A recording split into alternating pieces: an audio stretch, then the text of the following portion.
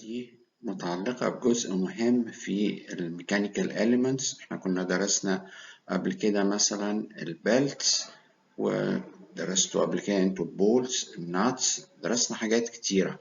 الجزء ده عن حاجة بنسميها الواير روبس. هنا اهو بنشوف استخدامات للواير روبس، مثلا الاليفيترز، الماين هوست، الكرينز، الكونفيرز الى اخره. ودي صورة للواير روبس بنشوف تكوينها، وهنشوف ده في سلايدز بعد كده. الواير روبس طبعا بتختلف عن الفي بيلتس.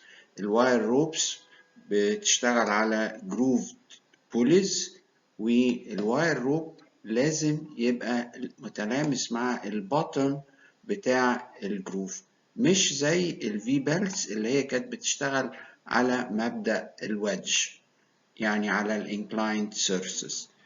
الماتيريالز بتاعت الواير روبس بتتعدد لكذا حاجة زي ما احنا شايفين قدامنا: الرود ايرون، كاستيل، الوي ستيل الى اخره. الادفانتجز بتاعت الواير روبس: they are durable, can withstand shock loads، ليهم efficiency عالية. الفيلير بتاعهم ما بيبقاش sudden زي حاجات تانية، ودي حاجة حلوة احنا نقدر نعمل expectation للفيلير بتاع الروبس. they are not expensive. هنا بنشوف الكروس سكشن بتاع الواير روب، والكروس سكشن بتاع الواير روب بيتكون من في حاجة اسمها الكور اللي هو الجزء الأوسط بتاع الواير روب. بعد كده بنشوف الستراندز، دي بنسميها ستراند، والستراند دي جواها بيبقى في وايرز. هنا مثلا ادي ستراند جواها 37 واير، الستراند دي اهي جواها 19، الستراند اللي هنا دي جواها 7. وبنسمي الروب، بنقول الروب مثلا 6 في 37، يعني في 6 strands، وكل strand فيها 37 wires. في السلايد دي بنشوف برضو الكروس سكشن اوف واير روبس. بنشوف طبعا زي هنا مثلا 6 في دي 6 strands، كل strand فيها 15 واير. هنا بنشوف 6 strands وكل strand فيها 19 وايرز. وبينما الرموز FC دي بترجع للشركات أو specifications خاصة بالشركات، ولكن احنا اللي يهمنا النمبر of strands والنمبر of wires per strand. مرة تاني بنشوف برضو تقسيمة الواير روب: الكور أول حاجة، بعد كده الستراند والوايرز اللي جوه الستراند. في حاجة مهمة في الواير روبس اللي هي التويستنج. يعني الواير روب ده لما بيتعمل له تويستنج بيتعمل ازاي؟ هنشوف هنا كذا طريقة للتويستنج.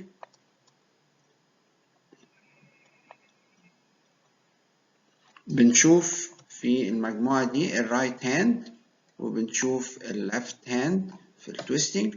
وهنا بعض الأنواع: الكروس أو ريجولار lay ropes، هنا البارالل or lang lay ropes، الكومبوزيت or reverse laid ropes.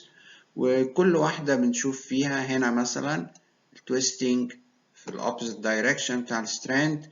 هنا التويست بتاع الواير in the strand is the same to that of the rope.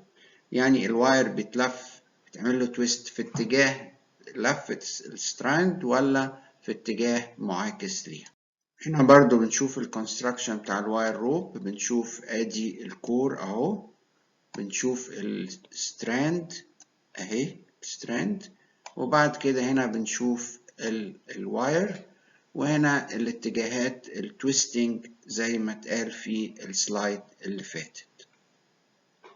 الديزيجنيشن اوف واير روبس: ازاي بنعرف الواير روب؟ مثلا بنقول 6 times 7 روب، 6 times 19 روب. طبعا زي ما قلت ان 6 ده number of strands، وال7 هو number of ropes. هنا برضو 6 هو الستراند، وهنا فيها 19 روب. هنا محطوط الابليكيشنز المختلفة لكل تايب، ودي بتبقى حاجة recommended.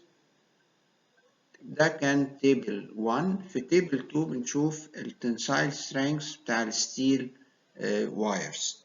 الجريد هنا محطوط الجريد اوف واير 120 140 200، وده رقم بيعبر عن التنسايل سترينجز. مثلا 140 يعني التنسايل strength of the wire rope from 1400 ل 1700 ميجا باسكال. Factor of safety may vary from 3 up to 15 حسب الابليكيشن وحسب الاستخدام بتاع الروب.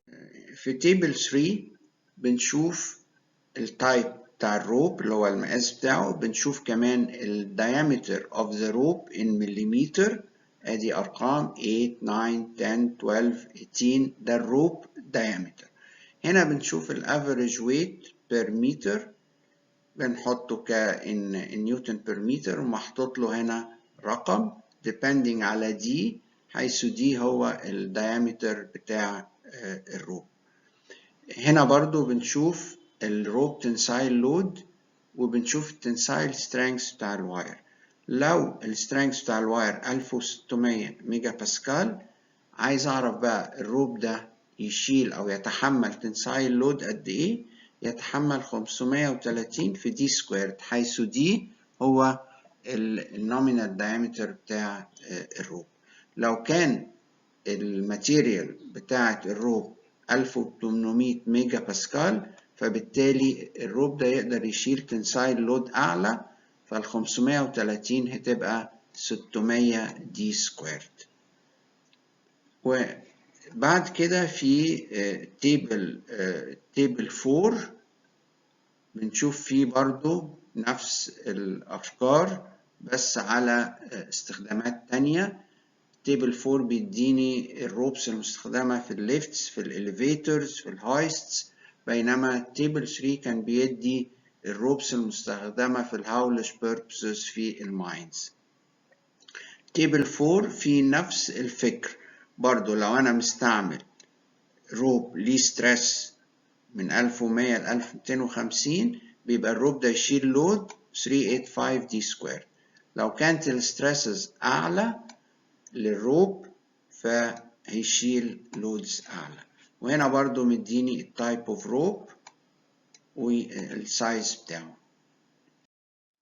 تيبل 5 بيديني علاقة بين الروب دايمتر والواير دايمتر. الروب دايمتر هنرمز له بدي، الواير دايمتر هنرمز له بدي دبليو.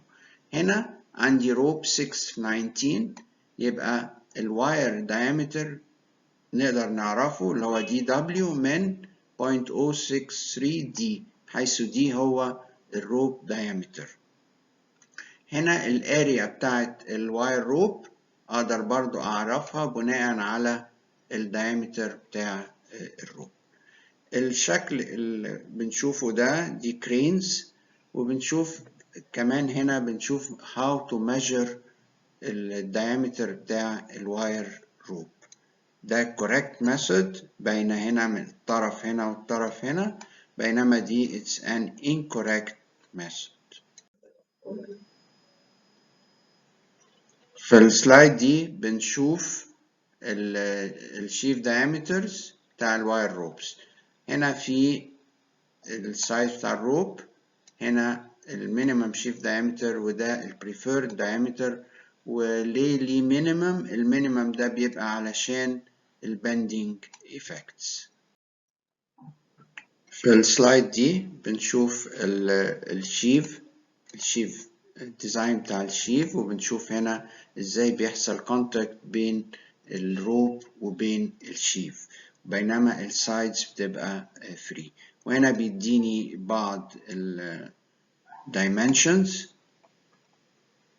وده برضو هنا بنشوف البوليز ازاي بيبقى فيها جروفز لما بيحصل اللف بتاع الواير روب على البولي، سواء في winch او حاجة زي في الرسمة الموضوعة.